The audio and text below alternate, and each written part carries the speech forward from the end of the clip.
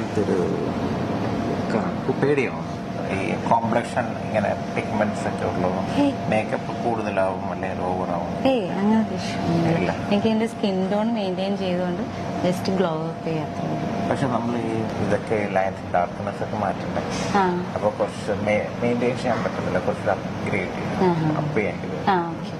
കേട്ടോ, അത് നല്ലതായിരിക്കും. കുഴപ്പമില്ല, പേടിയൊന്നുമില്ല. അയ്യൊക്കെ നമുക്ക് എനിക്ക് കുറച്ച് അതൊന്ന് ഹൈലൈറ്റ് ചെയ്യുന്ന ഇഷ്ടം.